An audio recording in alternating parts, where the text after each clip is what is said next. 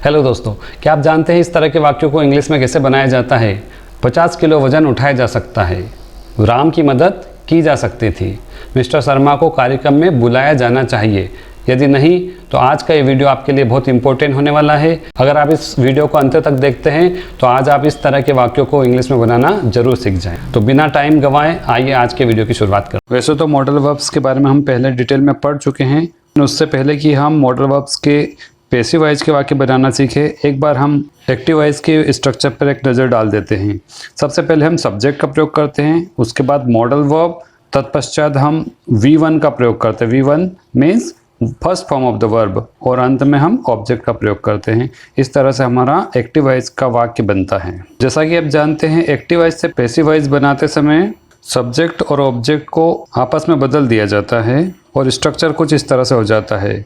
Object plus modal verb plus be plus V3 plus by plus subject. आइए उदाहरण के माध्यम से हम समझने की कोशिश करते हैं।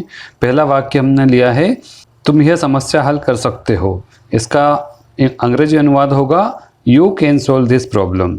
जब हम इसे पैसिव वॉइस में बनाएंगे तो वाक्य हो जाएगा, यह समस्या तुम्हारे द्वारा हल की जा सकती है। This problem can be solve by you. दूसरा वाक्य कुछ इस तरह से है, आपको गरीबों की मदद करनी चाहिए। You should help the poor. इसका पैसिव होगा, गरीबों की मदद आपके द्वारा की जानी चाहिए। The poor should be helped bye you.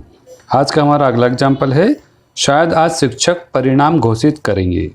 The teacher may declare the result today. इसका पैसिव वॉइस होगा, शायद शिक्षक द्वारा आज परिणाम घोषित किया जाएगा।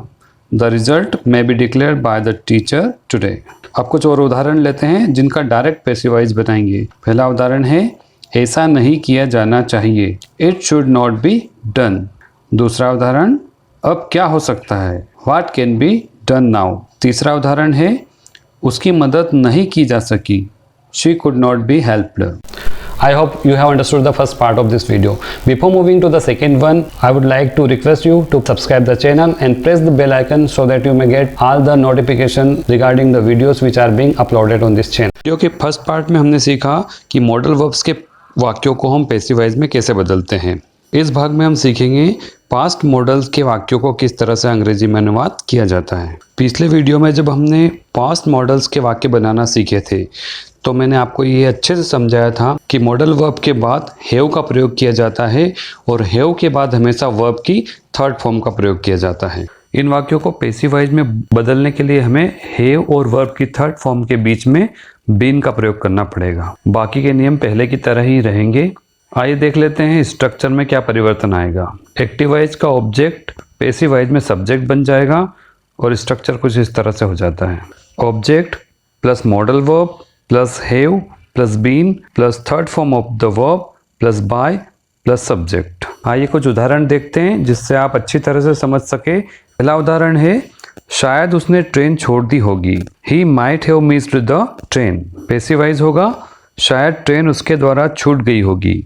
The train might have been missed by him. दूसरा वाक्य, रमेश तुम्हारी मदद कर सकता था। Ramesh could have helped you. Passive voice, तुम्हारी मदद रमेश के द्वारा की जा सकती थी। You could have been helped by Ramesh. तीसरा वाक्य है, तुम्हें पप्पू को स्कूल भेजना चाहिए था।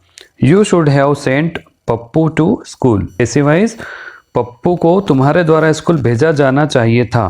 Pappu should have been sent to school by you. चौथा उदाहरण, उसे खाना बनाना ही चाहिए था। She must have cooked the food. Passive voice, खाना उसके द्वारा बनाया ही जाना चाहिए था। The food must have been cooked by her. मुझे पूरी उम्मीद है कि आप ये सीख चुके होंगे कि किस तरह से हम मॉडल वर्ब्स से बनने वाले वाक्यों को पैसिव वॉइस में कन्वर्ट करते हैं। अगर आपको वीडियो जरा भी अच्छा लगा हो तो प्लीज़ इसे लाइक कीजिए और कम से कम एक व्हाट्सएप ग्रुप पे शेयर जरूर कीजिए ताकि अधिक से अधिक लोगों को इसका लाभ मिल सके। तो आज के लिए बस इतना ही, फिर मिलते हैं एक नए वीडियो में एक नए टॉपिक के साथ। Till then take care, good bye.